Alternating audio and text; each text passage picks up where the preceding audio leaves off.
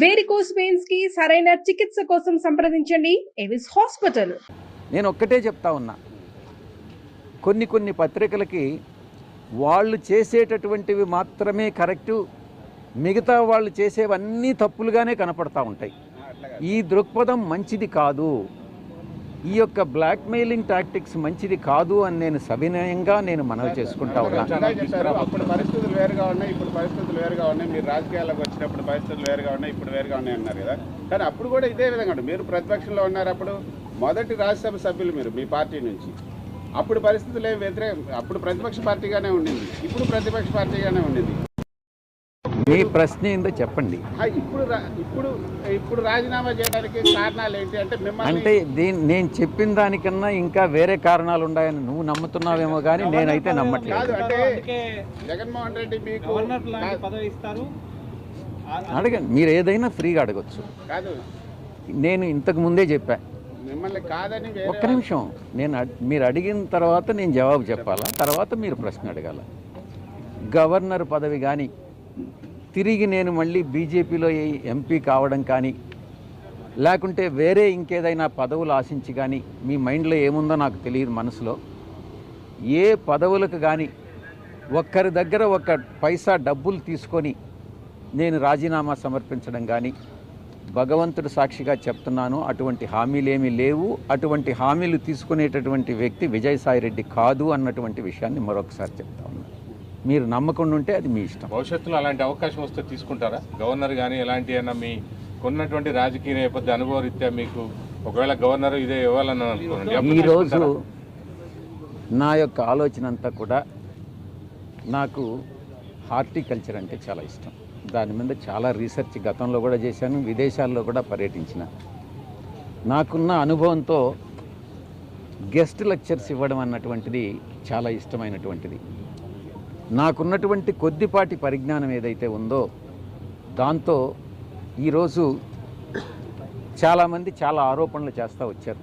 ప్రతిపక్షంలో ఉన్నటువంటి వాళ్ళు కానీ, అధికార పక్షంలో ఉన్నటువంటి వాళ్ళు కానీ, విజయసాయిరెడ్డి విశాఖపట్నాన్ని దోచేశాడు అన్నటువంటిది రిధం కూడా చాలా బాగుంది. కొన్ని పత్రికలు చెప్తా ఉన్నాయి. ఆ దేవుడు సాక్షిగా చెప్తా ఉన్నా, ఎక్కడా ఏ డీల్స్లో విజయసాయిరెడ్డి అవినీతిపరుడు కాదు. నేను భగవంతుడు సాక్షిగా ఒక విషయం కానీ చెప్తే నేను భగవంతుడిని నమ్మేటటువంటి వ్యక్తిగా అబద్ధం చెప్పను. ఎక్కడైనా నాకున్నది ఈరోజు ఆస్తి మీరు ఎక్కడైనా అఫిడవిట్లో చూసుకోవచ్చు. నా కూతురు ఆస్తులన్నీ కూడా, లేకుంటే నా అల్లుడు ఆస్తులన్నీ కూడా వాళ్ళకి ఈరోజు చాలా పెద్ద కంపెనీ, కొన్ని వేల కోట్ల రూపాయల ఆస్తులు ఈరోజు కాదు 40 సంవత్సరాలుగా వాళ్ళు వ్యాపార రంగంలో ఉన్నారు. నేను లేను. వాళ్ళు చేసే వ్యాపారాలన్నీ నాకు ఆపాదిస్తే నేను చేయగలిగింది ఏం లేదు.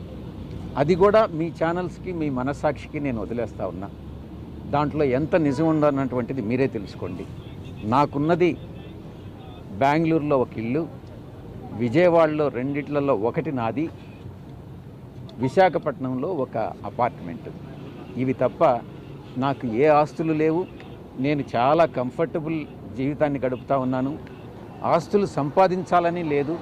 నేను గతంలో చెప్పాను, ఒకవేళ నేను అవినీతికి పాల్పడి సంపాదించినా కూడా ఒకరు 100, 200 కోట్లు, 300 కోట్లు సంపాదించితే వాళ్ళకు ఉండేటటువంటి ఆ వియంకుడికి ఉండేటటువంటి వేల కోట్లలో ఈ 200 కోట్లని అనేటటువంటిది సముద్రంలో ఒక నీటి బొట్టు లాంటిది. ఆ అవసరం లేదు. ఆ చెడ్డ పేరు తెచ్చుకోవాల్సినటువంటి అవసరం నాకు లేదు. నీతిగా నిజాయితీగా బతకదామనుకున్నాను. కానీ కొన్ని పత్రికలు, కొన్ని ఛానల్స్ నిరాధారమైనటువంటి ఆరోపణలు మోపి నా యొక్క ప్రతిష్టను భంగపరచడం కూడా వాస్తవం. మీరు ఒక ఛానల్ పెట్టాలనే ఆలోచనను కూడా వెలుబుచ్చారు. ఆ విషయంలో ఎటువంటి మంచి ప్రశ్న వేశారు. గతంలో రామోజీరావు గారు, రాధాకృష్ణ గారు నా మీద వ్యతిరేకంగా దుష్ప్రచారం చేసినప్పుడు నేను ఒక నిర్ణయం తీసుకోవడం జరిగింది, ఛానల్ పెట్టాలి అన్నటువంటిది.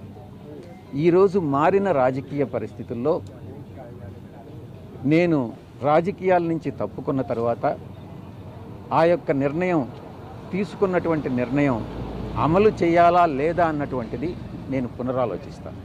ఈ రోజు నేను దానికి సమాధానం చెప్పలేనటువంటి పరిస్థితి. సుమన్ టీవీలో మీ పర్సనల్ అండ్ బిజినెస్ ప్రమోషన్స్ కోసం కింది నెంబర్కి కాంటాక్ట్ చేయండి.